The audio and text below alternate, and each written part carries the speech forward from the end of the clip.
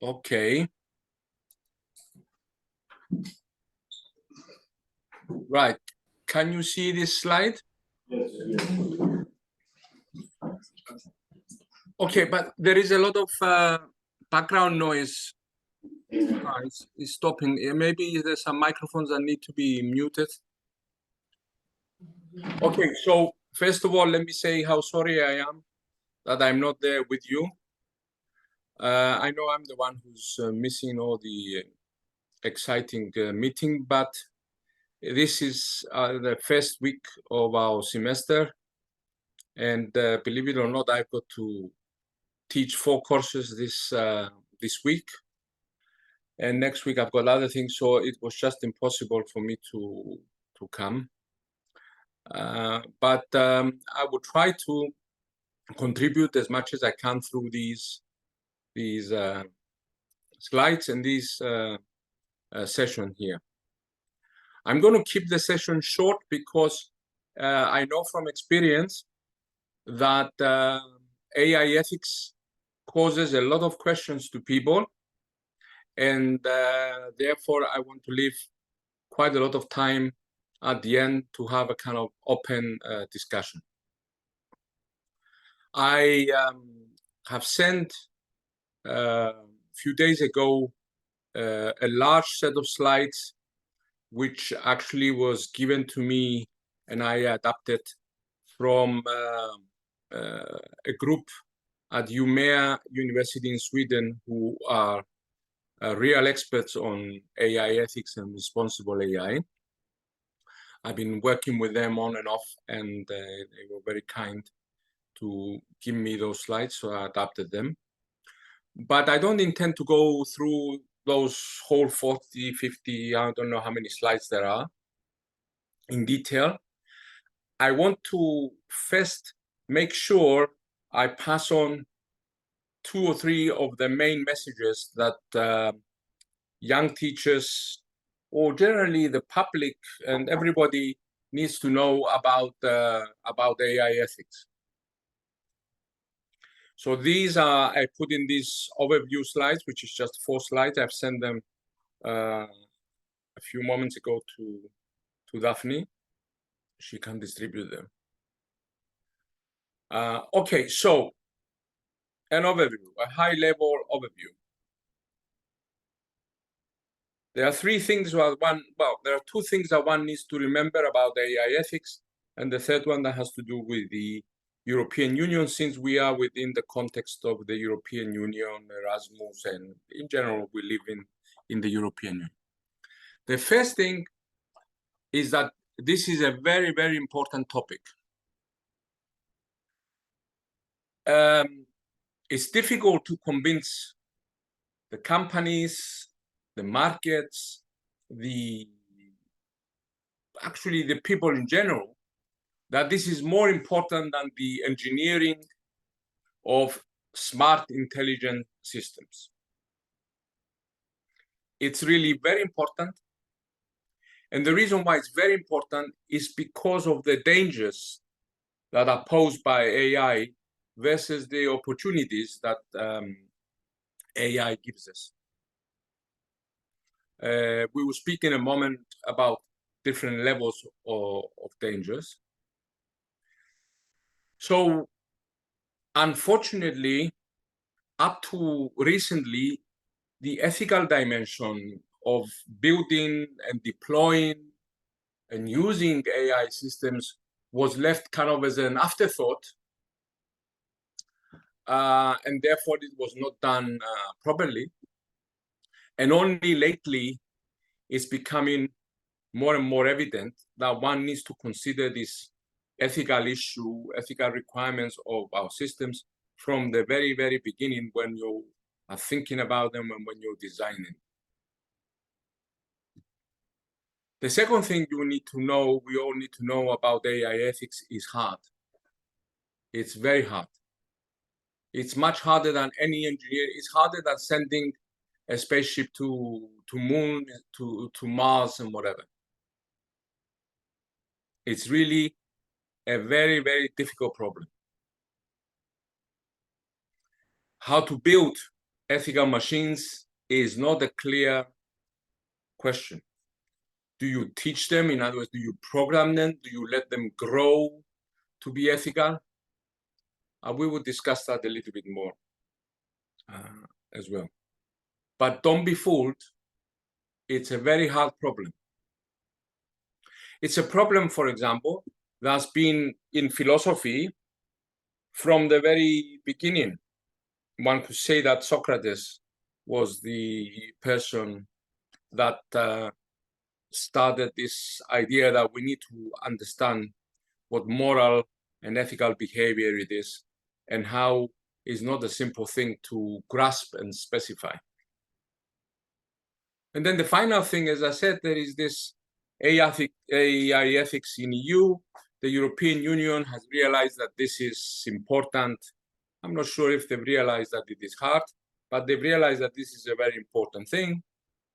And they realize that there are dangers and that this has to be done in a kind of manner that would not have at least severe dangerous side effects. So they are bringing continuously out guidelines, regulations, laws. For example, the I don't know if this has come out yet, the European Artificial Intelligence Act. This is going to be a piece of legislation. You can go to the website and find out all the necessary information about the EU approach. As it says, the European approach to artificial intelligence. And they're bringing out this law, trying to somehow regulate the situation, but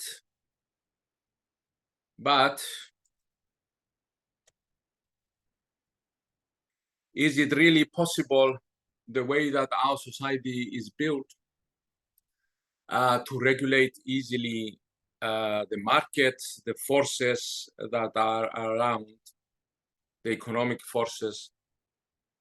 It's a very tough challenge for governments, for the European Union. And it's not clear whether just by passing the law or some laws, you will actually get the desired effect. Because this, as you well know, passing a law is one thing, implementing the law is another thing. Okay, so I want to discuss a little bit more openly. I want to tell you a little bit more about the dangers, the importance, and the hardness. But before I go to that, I will tell you that at this website here, which maybe we can go to, although I have it open already, here it is. At this website, in fact, there is everything one needs to have if you want to educate teachers about ethical and trustworthy AI. So the material here is unbelievable. It's got these 7-8 videos which you can watch, and these are here to explain how important is AI ethics, and to actually go into depth about the different aspects, the different ways you can understand this ethical dimension of AI systems. Like, for example, ethical systems means that they have to be accountable. What does accountable need? So if I press, for example, this video here, human agency and oversight.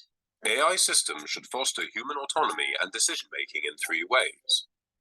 First of all, AI systems can equally enable and hamper fundamental rights. Hence, the developers should acknowledge and prevent such risks by doing. So, as you can see, there's a lot of, I mean, this, I was telling Grigoris earlier on, I mean, I don't really need to do anything. I can just leave you now for 1 hour and see these 7-8 videos, and that's it. I'm going to speak though a little bit more because some of the presentations in these videos are what we call politically correct. They although they are very good, don't misunderstand me, there are some things that are not said as blatant perhaps as they should be. So I will try to cover that. But as I say, this is material that's useful to educate teachers about this, to educate those who are going to prepare the syllabus, and to educate those who are going to deliver the syllabus. It's very nice, well-rounded piece of information, resources that we can use in our project as well, and build on it. All right, so let's go. I want to discuss a little bit about the dangers and the opportunities and why it is hard. There are three, one can say there are three levels of dangers. The first danger is kind of a superficial, at this kind of very high level, superficial level. For example, things like data protection, which, to my opinion, data protection is overrated. There's all this hype and there's all these legal things that you have to sign without reading. It's not. We're not really treating the essence of the idea of private data protection. But it is a danger that is lying around, more or less kind of relatively easy to deal with. The second level of danger of AI systems is this danger of automated decision-making by smart systems, taking decisions more and more in our everyday life, and taking decisions which are crucial in some sense or significant for the life of an individual who the decision, let's say, is taken about. You may already know such cases. For example, unfortunately, there are systems that take decisions about whether an individual should be given a loan or not at the bank, which is a significant decision for that individual, or whether applicants for some job should be shortlisted for an interview. That's also more and more done automatically through AI systems. And again, that's a very significant decision.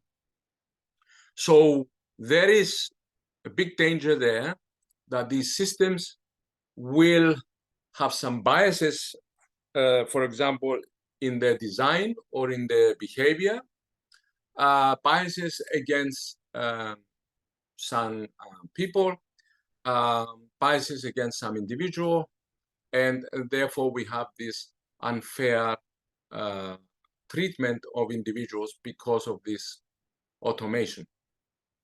That is where, at the moment, that is where a lot of the emphasis is given by the European Union, for example, and other such bodies. It's very easy for such systems to develop biases, especially if these systems are built through what we call machine learning, simply just machine learning, because what they learn depends on the data that you use when you're training these machine learning systems.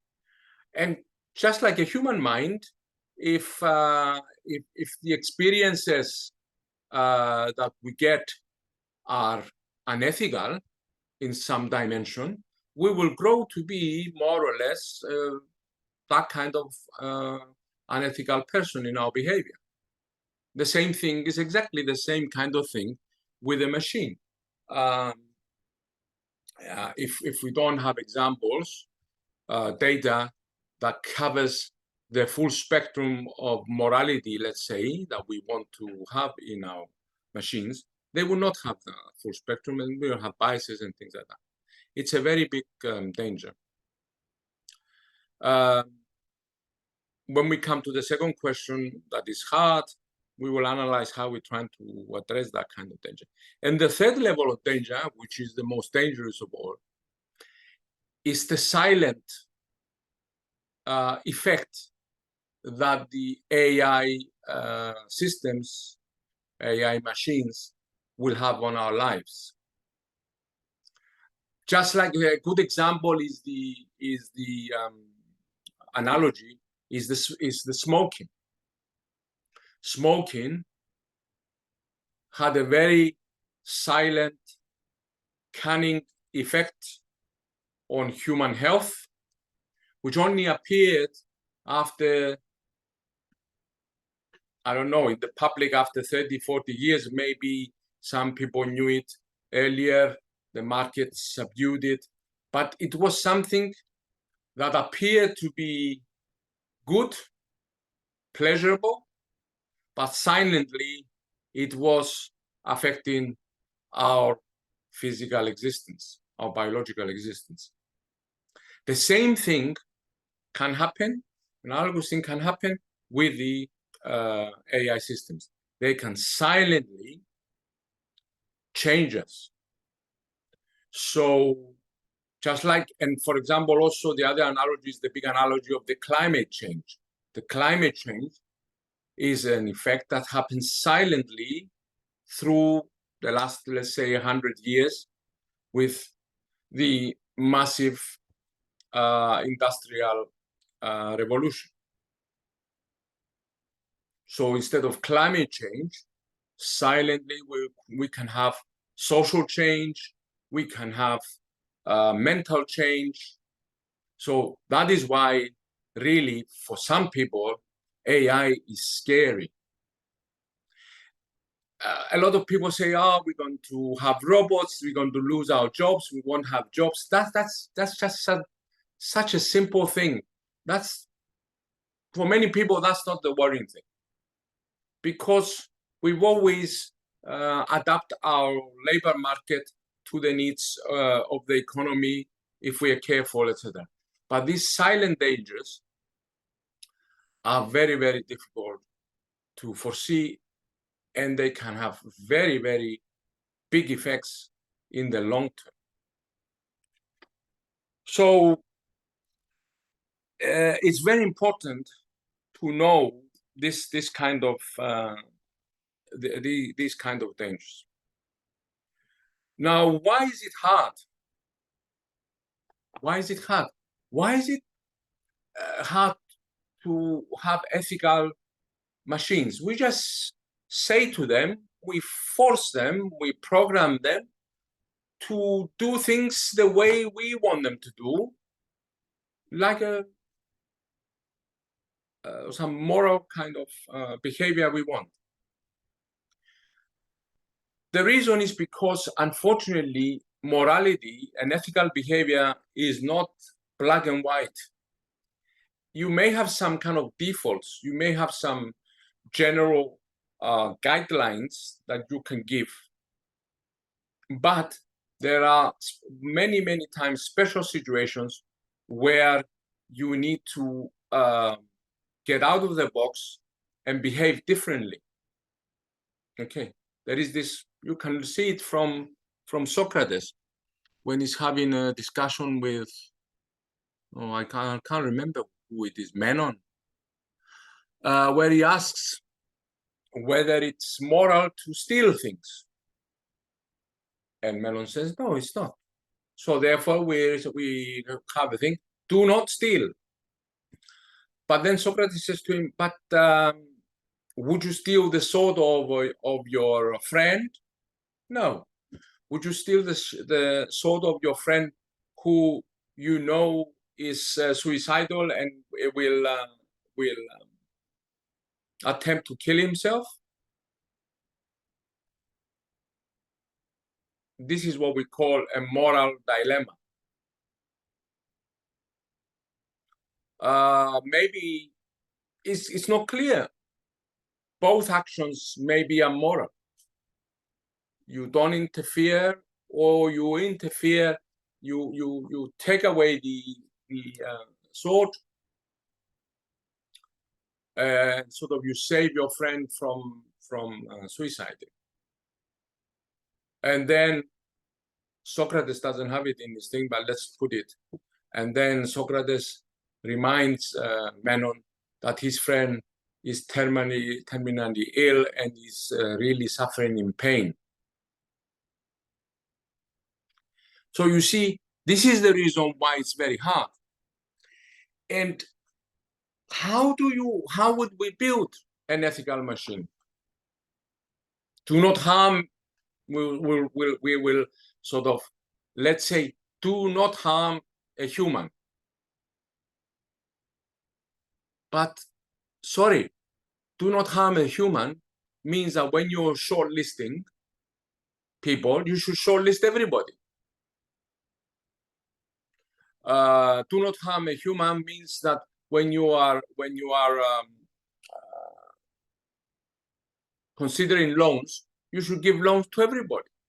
It's not easy. You have to balance there the fairness that the human needs the loan, but the fairness that the bank needs to stay robust because the bank is serving other humans. It's a very, very hard problem. Really, it's an incredibly hard problem. And over the 2,500 years, we haven't solved it. We haven't understood the problem. And it's very kind of sad that you see engineers making these statements that it's a very simple thing. We just sprinkle the ethicity on top of the machine and that's it, we finished. Take, for example, how do we become ethical? How do humans become ethical as they grow up? They're not taught. They grow. They learn to be ethical by experience. There may be a little bit of teaching, maybe a little bit of experience. So really, if we're going to have machines which are going to be ethical and they're going to be around with us and we have a nice natural symbiosis, we need to have a process where they become ethical just like our children become ethical. And we need to accept the fact, just like we do in human society, that some machines will inevitably grow to be non-ethical. They will make mistakes, and we need to have a process like we have a process with humans that go over the line to deal with them.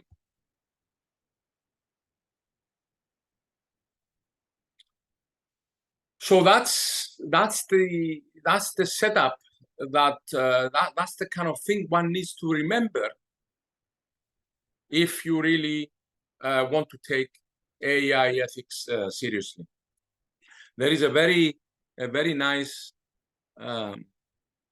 example of how people underestimate the hardness of ethics, and how, and in combination to how, unfortunately, the markets drive things. So me personally, I'm not very optimistic that we're going to avoid this social change, social pollution, just like the climate pollution, mental pollution, just like the climate pollution, and God knows what's going to be happening in 100 years from now. So to show you an example like that, I show you, there was this Ah, so how to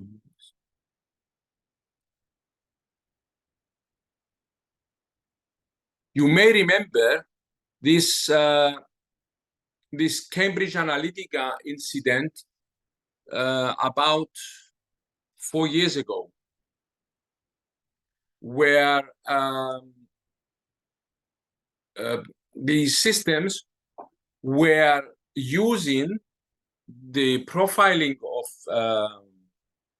their customers, social customers, I don't remember what it was, in order to push clever marketing strategies and policies, and God knows what other things they were doing.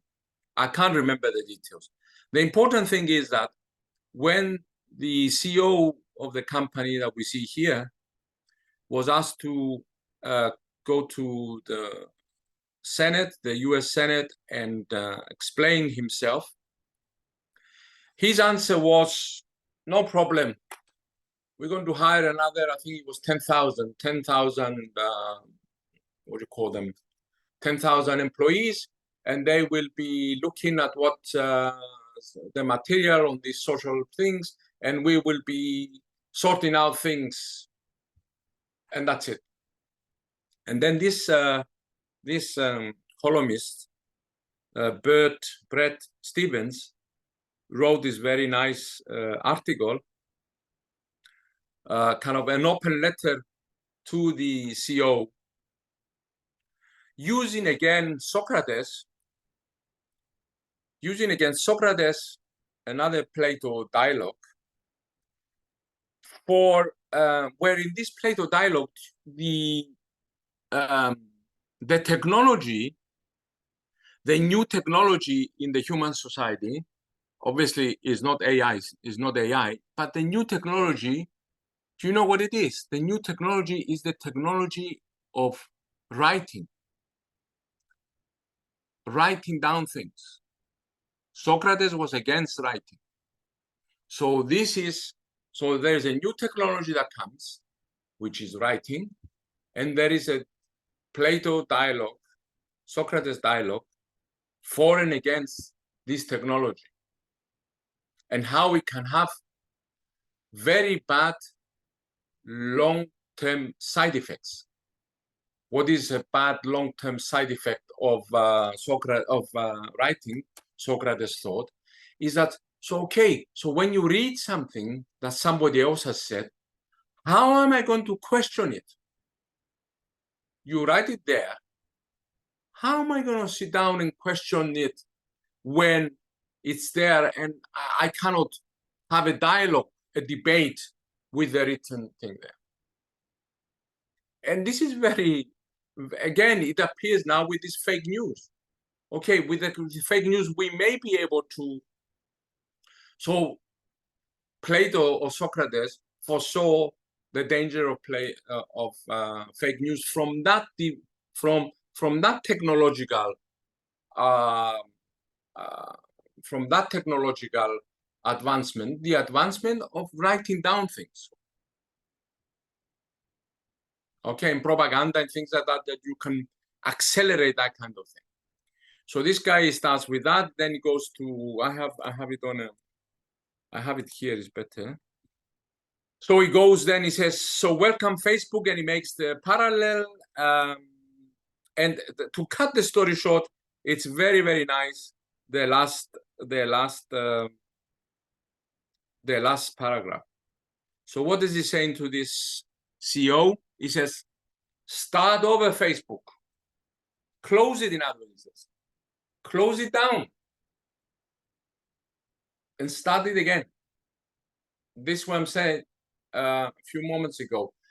Don't think that moral behavior and ethical behavior of systems is just some sugar you sprinkle on top of your system.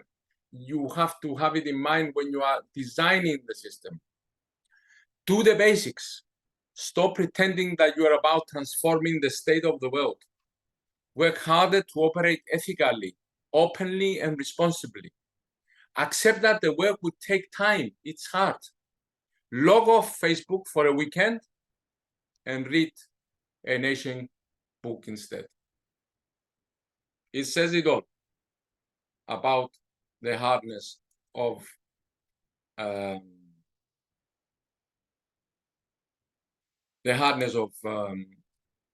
ethics.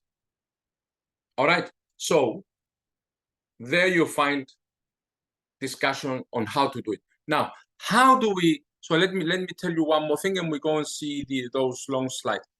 So how are we going to go about it? How does the European Union is helping us thinking that we can go about it? And these videos here analyze it. Okay, so the main idea is that AI systems should be open. They should be open in the sense that they should be accountable. The systems themselves, they should be accountable. What does it mean? It means that you cannot hide behind a box and say, sorry, your application has been denied. The system that we have here, we put all the information in and it says you're not credit worthy. And sorry, that's it. This, in fact, is illegal through the section DGPR EU law of 2018, has in its article 21 or 22, I don't remember, one of these articles is called automated decision making, sort of AI systems that decide about it. And it says that systems that decide, algorithmic systems that make decisions which affect our lives significantly, cannot be left accountable. Unaccountable. What you need to do, if the system cannot respond and give me an account, explain to me. And when I say explain, I do not want a technological explanation. I want an explanation in terms of concepts and language that me, the user, understand. Okay, not that the weights of the neural machine have been gone through training over 1 million things and this is where they're stabilized and trusted. No, trust would not come in the same way that we trust an aeroplane when we go in. We trust that technology and we get in and we put our lives in danger. It's not the same level of trust. We need open trust. Open trust means, okay, you've taken this decision, just like a human, I want to ask you why, where did you base it? I want to know the basic reasons. And why is this important? Because only if I know the reasons of how you've taken the decision, where you base the decision, I can contest it. I can get into a dialogue and a debate with you, and I can contest it. For example, the bank loan might have been refused because I didn't pay my visa 2 or 3 times on time. Tell me that so that I can contest it. I can go through each time and I can explain myself why I was late. For example, it could be that there were payment entries on the visa which I didn't do, and I queried them, and I waited for the bank to confirm, to change therefore the balance so that I can go ahead and pay it. This is the kind of systems that we need to build. So the hope, the big hope, and that hope is analyzed in these 7 trustworthiness guidelines that the videos have. There's one for each video. There's one video for each of these 7. We'll see in a minute. But the main idea is we need to be open. You need to be accountable. And accountable means I need to be able to have a chat with the system the same way I have a chat with a human decision maker. And this, in fact, is actually part of the law in this 2000 data protection law. But nobody follows the law. We are living in complete ignorance of this law, and we just carry on with it. The law says explicitly that me, the customer, I have the right to contest the decision. And because the systems are not able today, although there are such systems, but in general, the systems are not able themselves to give this accountable, explainable. The law says that there should be at least some person that I can talk to that can explain to me in these cognitive terms that I understand why my bank loan has been rejected. Not just this is the system, this is what the system has given me. Why wasn't I called for an interview? There's a famous case in the United States where a lady who is she applied for some kind of secretarial job in some club, and she was disabled. Therefore, she didn't have in her interest, she didn't have sports interests, and she was not shortlisted because the system that was shortlisting had a bias to people who had some sport interest.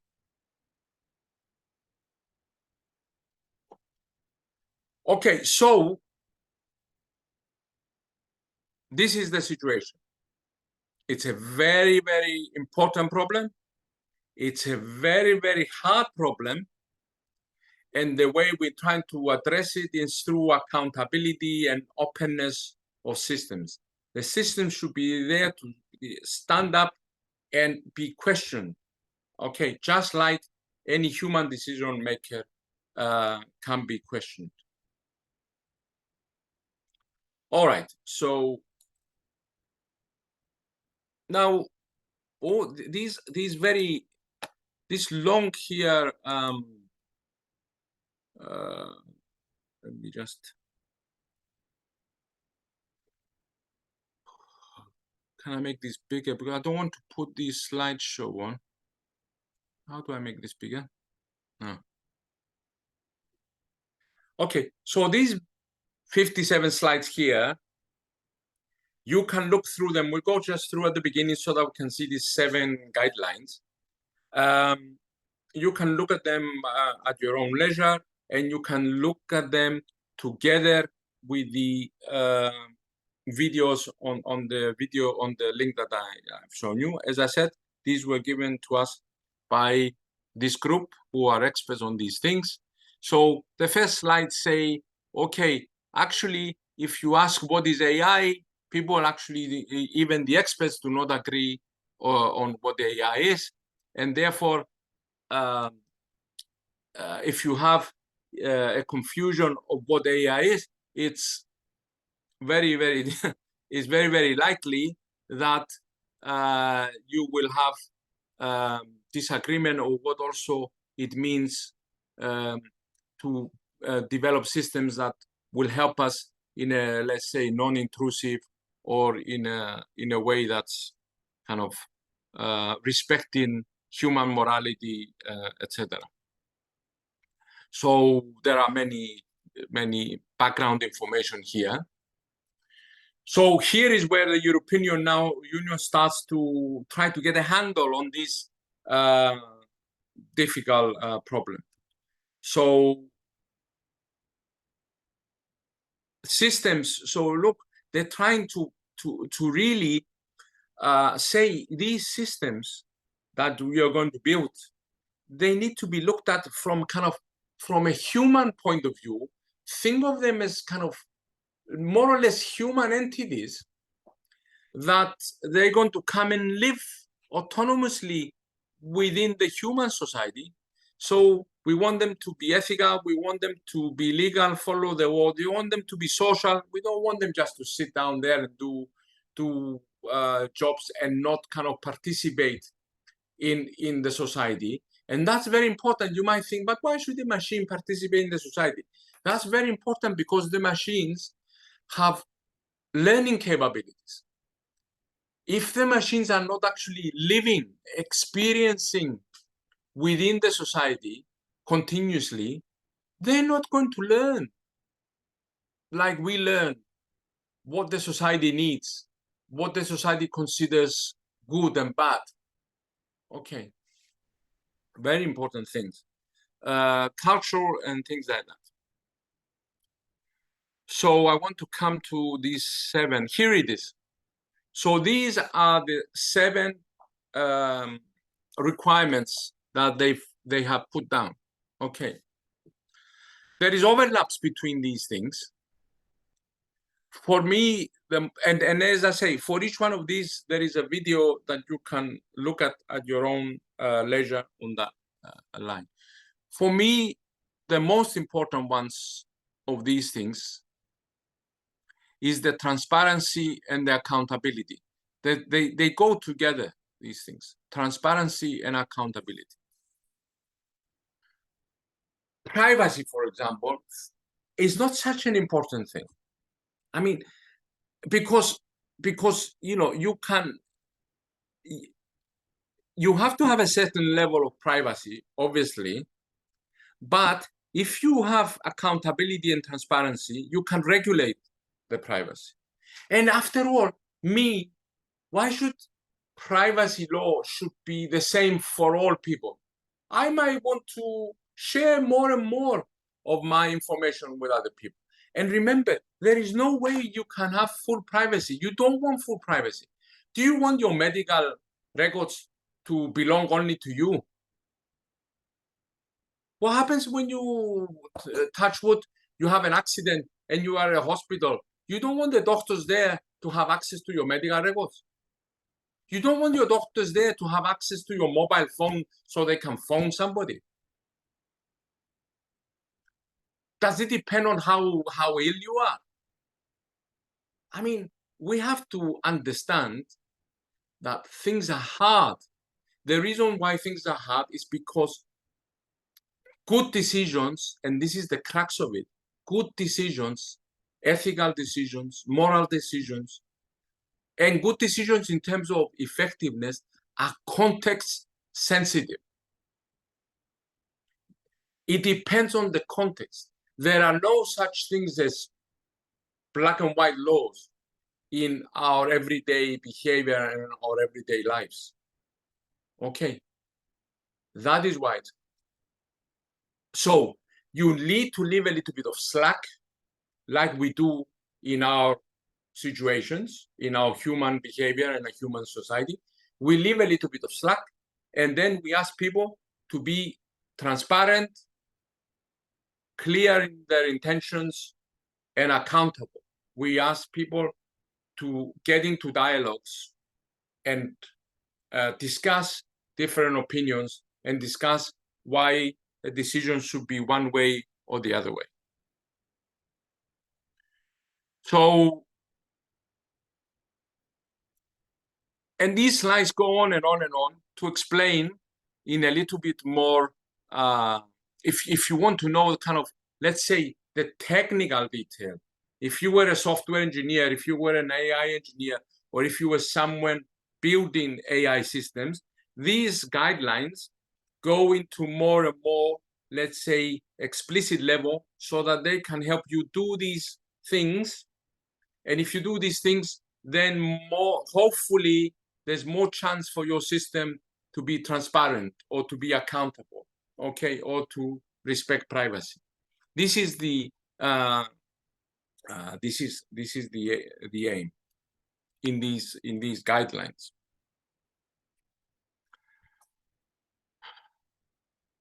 So we've done this introduction. Then responsible AI means, okay, there are 2 levels in this AI ethics. They want the machines to have an ethical design and ethical behavior. But even if the machines are perfectly done, all right, then we use the machines, we also have to use the machines in a responsible, ethical way. Okay. These are the kind of two different levels. And the other thing which is very important, if you are an AI developer, and you are there in you're setting out a project to do an AI system, it's going to fail if you only have engineers and computer scientists. From the ethical point of view, it will definitely fail. You need now to form teams where you have at least one linguist, at least one cognitive psychologist, and it's good to also have a kind of a philosopher in the team. So only then you can really have a hope that you are going to develop ethically sound, let's say, ethically good systems. I want to see.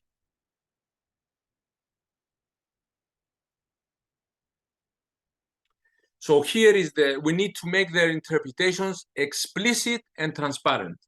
So therefore, this means get away from black boxes, get away from systems. I don't know, even, there is a sad thing that's happening. We have in our society, we know that we have something called automation bias. For some reason, we trust and we believe machines more than we believe humans. There's a bias towards a machine. And maybe that's because in some very, very restricted cases, our machines perform very, very well, like the aeroplane that I said before. See, the flying of the aeroplane is not context sensitive. In fact, when we have flying which becomes context sensitive, we don't fly. If we have very bad weather, if we have a storm, if we have mist, etc., we don't fly. We say, don't take this solution. Sit there. You don't provide the service. Okay. We want that kind of thing to have from our AI machines. Okay. To recognize that, look, this is this application. I don't know how to handle this application. This is a special case. Look at it yourself. Or I'm looking medical support systems. They're looking at medical images of some tumors, and they need to decide, is this benign or is it malignant? Okay, and machines are not perfect. The machines themselves should be able to say, this is a clear case, benign. These other cases, a clear case, malignant. These cases, I don't know. I can't figure it out. There are no machines like that at the moment. We have this automation bias. We're going to build the best machine. Okay. We need to get over that. And the only way to get over that is to go one step back and say, okay, machines are good only if there is a very, very well-defined context and they work within that context. When they get out of that context and the context becomes different or more complex, there is a problem. So they need to be explicit. The machines need to be explicit of how they are taking their decisions, and they need to be transparent. And when I say explicit, I mean explicit in this sense. You explain it to me in a way that I understand it. The medical decision support on medical images, they need to explain the evaluation of the image in terms of the expert language of the doctor. All right. The AI decision, for example, I'm building a medical decision support system for gynecology, actually. And it's fully explainable. All right. It never tries to beat the doctor. It only is there to work with the doctor. Okay. Offer another opinion. So the system is built at the level of a peer companion, another doctor, like the doctors do. When the doctors have difficult cases, what do? They don't just take a decision by themselves. They go and talk to other doctors and say, look, I've got this case, it's here like this. What do you think? And the only that conversation is only useful if the other doctor gives an explanation of his or her evaluation. If the other doctor says, oh, yes, you need to operate, and then he goes away, it's not useful to the initial doctor. It's only with the transparency in the explanation that information and a service by such a machine will become useful. I'm also building a machine on the other lighter scale of a waiter assistant, which I hope to be in practice in Cyprus before the end of the year. So what's a waiter assistant? You tell this your waiter assistant, you tell your general preferences of what you want to eat, what you like eating when you go out. And when you go to the restaurant, because we have this COVID thing, you have electronic menus now. If you download it, it will download the menu and it will customize the menu to your preferences and give you some suggestions as well. Okay, so it's going to be useless unless when the user wants to know why you're suggesting that I should have the the Caesar salad. I want an explanation. So, and I will explain why, probably because you said you like healthy food, you like to eat healthily, and this is a healthy option. And I need to be honest as well that it is one of the signature dishes of this restaurant. Okay. So if I take decisions, I need to have them explain at the level of the users or at the levels of the developers. So, and this goes on and on like this, and I want to stop here because I want to see your faces, and I want to, I think I've kind of provoked enough interest for discussion. So I'm now going to, I don't know how to stop sharing. How do I stop sharing? Or I can share. You see, AI systems need to understand. Now, this system should have understood that I want to stop sharing and that it should give me, so I probably press this on. No, you're going to share again. Yes, I'm going to share again. No, it is, on the top you don't see something stop share, which there is a button. Ah, yes, it's there. It's in front of me. Okay. Okay, thank you, Doris. I think whoever speaks, you can hear us, right? Yes, I can hear you. Allow me to start with my comments and questions. First of all, last night we were in a restaurant and we were discussing that we need an artificial intelligence software to help us to suggest a menu and customize a menu for us, etc. And we just hear you that you are developing something like this. Not we are developing, it's ready to go into the market. So you are ahead of us, but there is demand, I can assure you, that we were discussing exactly this idea last night.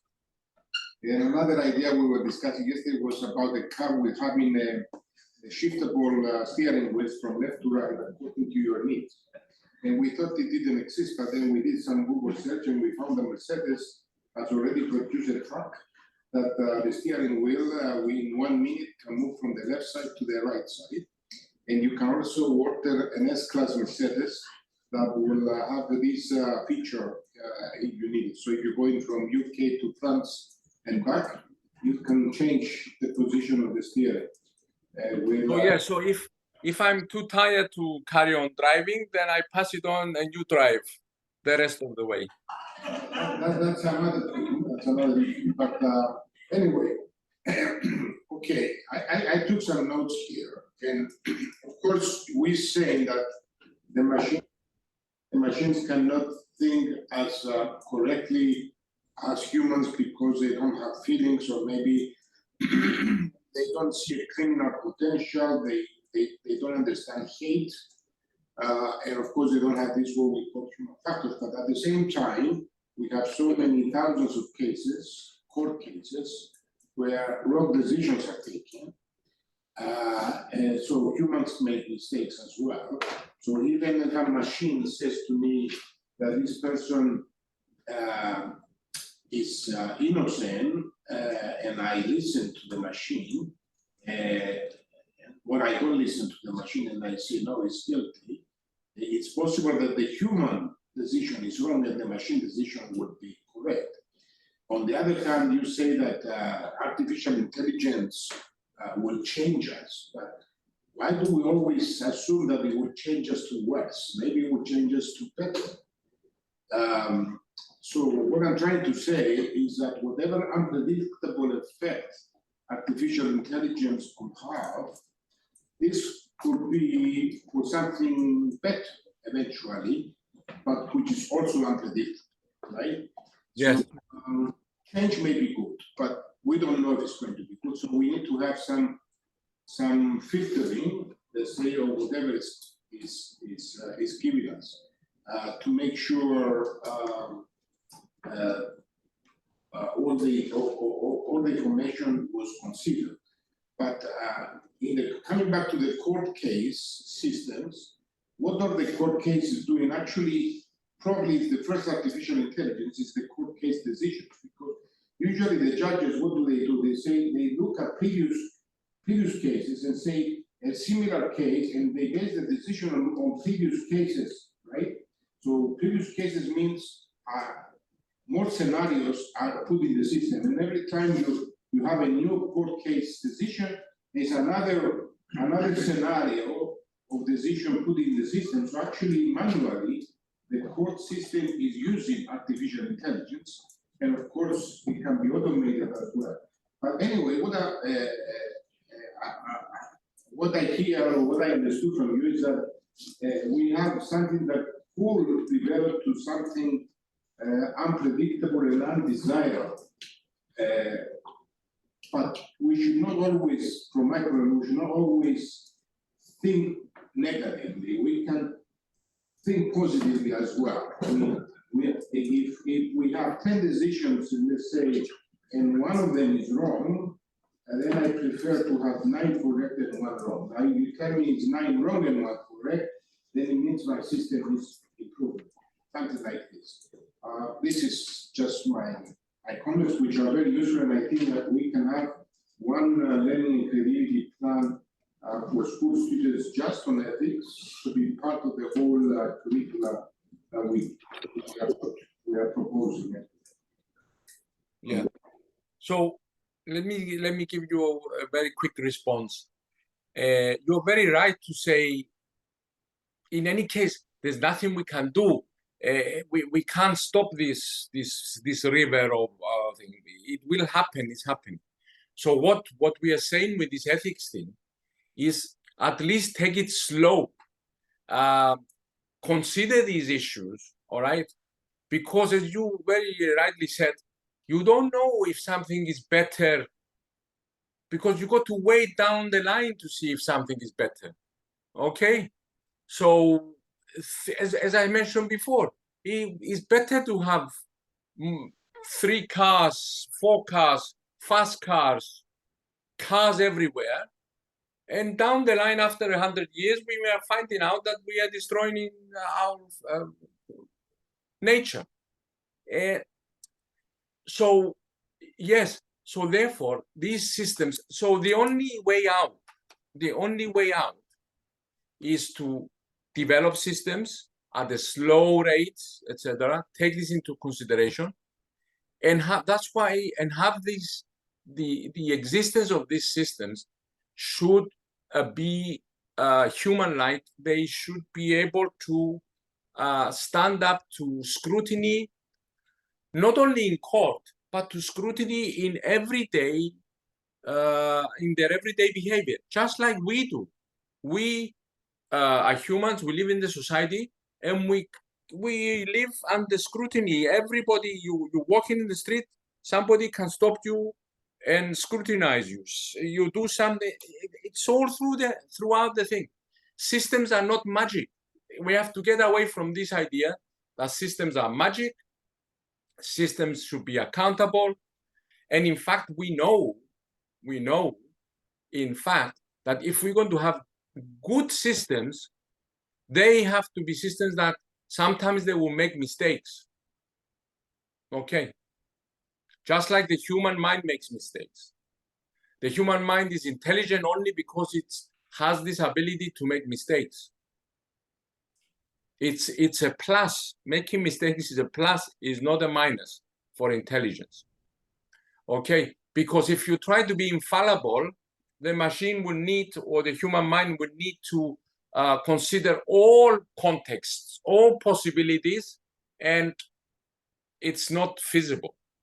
So that's why we make mistakes, because sometimes we take the decision which is kind of in the standard context, and we realize that, really, in this case, the problem was not in the standard context.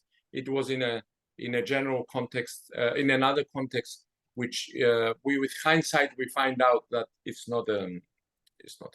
By the way, this automatic waiter is also going to help you. It's going to have your general preferences, but when you go to one night to eat out, it will ask you why you come in tonight out. Is there something special for tonight? You want something to avoid? And also it will adjust the thing. But the big ethical issue there is what? There are two ethical issues. The first one is we do not want to keep our user within their preferences. We in English. We don't want to enclose him or her in what they like. All right. This is one of the ethical issues in data profiling, in profiling thing, because the profiling. You have to know if they are allergic to some food before you. Yes, we will all have that. Don't worry. We'll ask you. Do you ask them what they had the night before? Because if I had a pizza the night before, you should not propose a pizza again. No. What we ask you, is there something you want to avoid today? And you can say, yes, I don't want to have pizza today. Okay. You're going to have to do that. All right. We're not so clever, for God's sake. Okay. But there is this thing about, you say, isn't it very good? It's a good thing that you have this data, you have these personal assistants, cognitive assistants, that they recommend things for you that are within your interests, within your likings. It's not a good thing always, because what does this mean? This means you stay a prisoner of your likings in 2022, and you never develop new things. Okay, that's a very big danger. That's a very. Do you think the customers of this restaurant will increase because of the fact that they will have this service, or because they're curious to use it? As I say, there is this general problem. The general problem, if you come and you say, look, I have this perfect recommendation system. Whenever you go to eat, or whatever service you give, it could be a service on what books to buy, okay? Like we have on the Amazon, etc. I will always recommend to you the stuff that you like. And you say, oh, look how good. I went to buy that book, and look, he told me that there is this other book and I really want it. And this and this. What does this mean? This means if you are today interested in popular science, like I am, for example, etc., I stay there. I will never going to read a fiction book. I will never going to read, or there is much less chance that I will open my horizon to something different. This is very, very dangerous. So you see, a good thing has a dangerous effect. So in our case, to avoid that in our waiter assistant, we make adventurous suggestions. And actually, we ask you as well, are you adventurous or you like to stick to your things? So we can do that. The other ethical issue that we have as an example, so that you can see the dangers, is how much to promote the restaurant's preferences. Okay, I can do that very silently. I told the company that we're working with, I'm not going to be unethical. If we're going to be promoting anything of the restaurants, we will be telling this to the user. Okay, we are suggesting you buy this because this is the signature thing of the thing, and things like that. Okay, so you can see if you look at it from one dimension, and I'll tell you something from my scientific background. Science up to now, it's a basically one-dimensional business. Science up to now really succeeds because it breaks and it looks at one-dimensional problems. It looks at one problem. This is the dominant factor. This is what I want to optimize. This is what I want to do well. I want to fly from A to B. That's it. I don't care about anything else. All right. And there are situations, there are contexts where I can do this. Now, unfortunately, for these type of intelligent, smart decisions, even everyday simple decisions like this, it's not a one-dimensional dominant decision.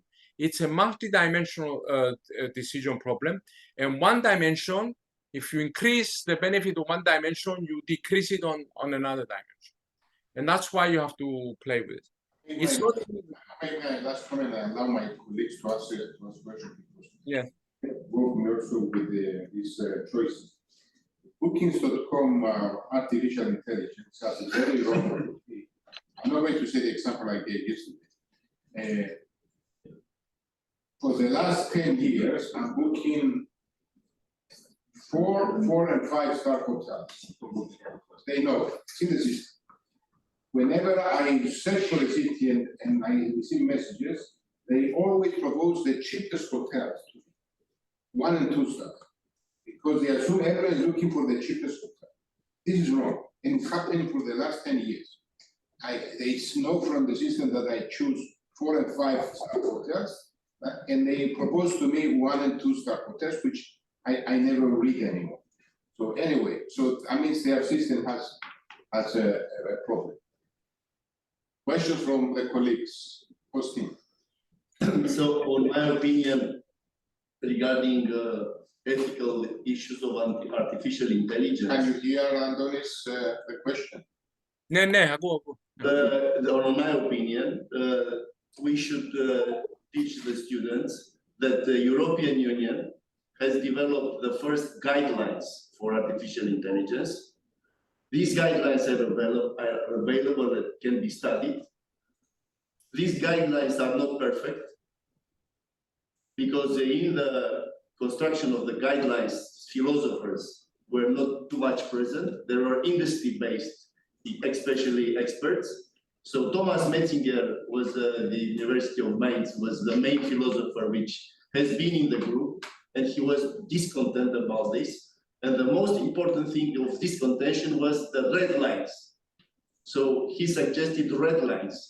Red lines means the limits where industry cannot go beyond to make research and to use. Like, for example, protection of my liberties, protection of my speech, weaponry, weapons. So the red lines were deleted from the debate. So I want to hear from his point of view about that.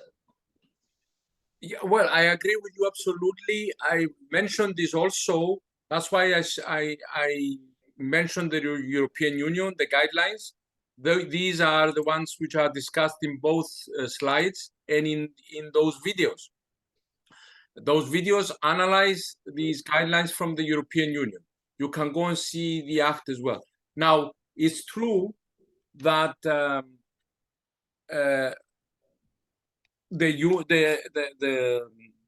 community is trying to put these levels, danger levels on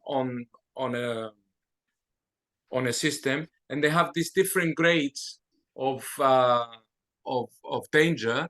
And for example, in the top grade, you're not even allowed to do any research on this kind of thing, and you will find the things there. Now, I mentioned also before that you need to have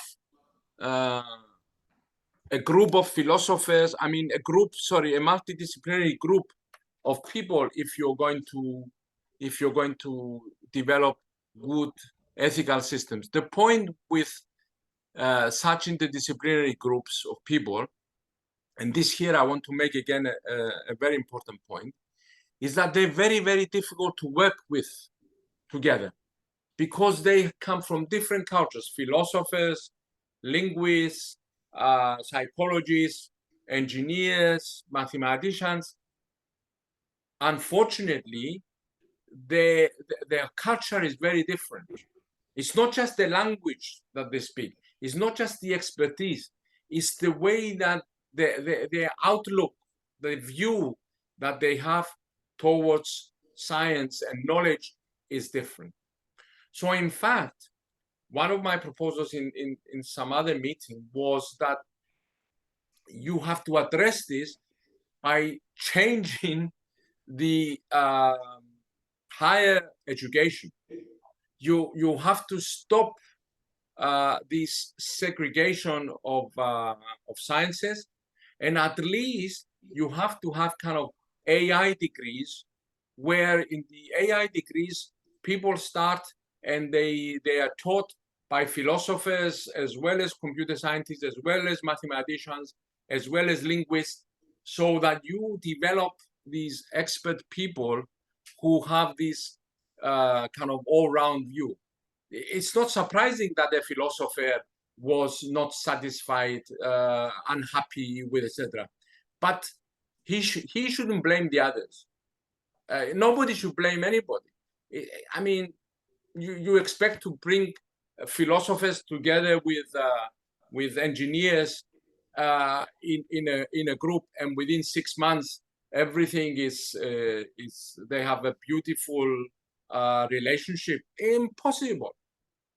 I mean, each one has been trained for 20-25 years to do one thing. How are they going to, and they believe in one thing, how are they going to all of a sudden find this middle way? It's yes. But Professor, on the other side, we can accept that European Union is the first one to open a debate and to write guidelines about that. If yes. it's not perfect, it's good. It's not, but at least we are the only ones. Yeah, I agree with you absolutely. That's why in my overview, here where I did, I stress this. So here, sorry, I'm not sharing, but where is it? I can share again. You see, I stress the importance, the harness, and I stress the EU, okay? And I put this question mark here, is this going to be enough? But as you say, I think as you are implying, and this is the slide here as well, as you're implying, at least they're doing something. I mean, you have to, and they are looking at it from this multidisciplinary point of view, and slowly, this culture has to permeate everywhere. That's why I now believe that in the universities we need to have custom-made AI degrees, which are kind of degrees where students are taught in general about all these issues. Let alone we should have this more and more, this segregation, this Humboldt model of universities, where we have these different disciplines and they go into depth. It's time to bring back the disciplines and have this kind of polymath type of education. Synthesis now of the ideas is becoming a lot very, very important, and AI is one of the the areas together with the genetics. These are the two areas where the synthesis of human knowledge and methods, it's really needed. Yes, I mean, the European Union is, you see, the Americans, unfortunately, I don't know if I'm offending anybody now, the Americans, unfortunately, they're blinded. They just think only in one way. There is a dominant, as I said, criterion there, just like, and that's why they can talk to you. They can talk to you, yes, yes, yes, yes, yes, but at the back of their mind is that criterion which prevails and takes the final decision. Because in the composition of that group which prepared the guidelines, the industries in Europe were the majority. So the idea is that if we should leave the ethical discussions to be led by the industries, we will not have limitations and red lines. So we should bring more ethicists into the debate. Is it okay? Yeah, the challenge there is the thing that I said. Just to bring people together from different backgrounds doesn't solve the problem. You've got to create the conditions so that they can actually have a proper synergistic kind of behavior that brings out the result that balances these things. It's not easy. It's not easy to bring scientists from different areas together. We had this, we had a similar effect with the COVID. What happened with the COVID? We have a similar effect where there is the proper, let's say, epidemiologists, and then there were these economics, the economic professors and the economics things. They said, we can model this, and they were doing all these models.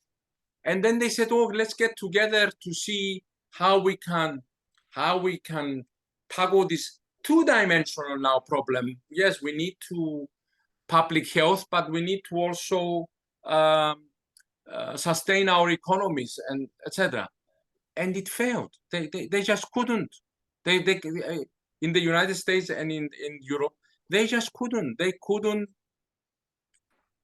talk to each other. They couldn't find a method where effectively they could do the two things. All right. And the reason why is not because they were not bad epidemiologists or bad economists. They were not trained to work together.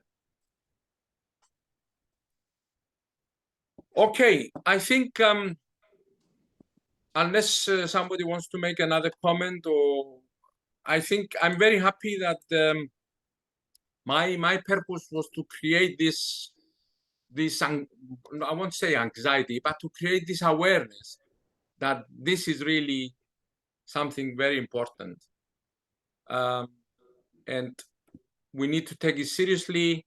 It's hard. The European Union is doing, all over the world actually, is doing the best job in comparison. It can be improved. Okay, very good, Doris. I think it was very useful, and the material, especially you share with us. And, as I said, it would be good for University of Cyprus team to prepare on the template that we are finalizing today. Maybe a lesson plan or learning creative, as we call it, with including this material, but maybe you work one of your teachers in your team, whatever. All right. Put it in the level of, let's say, school education. So kids grow understanding the issues of ethics, which is very important, not only for artificial intelligence, but for everything they do. So I don't know if they have any lesson of ethics when they do computer science stuff in school. So this may cover that aspect as well. So Thank you. I don't know if you're going to stay connected or not, but we can switch. We can stop the recording. We're taking a break now for 15 minutes. Okay. Okay, thank you. I have to leave. Thank you very much. Bye. Bye.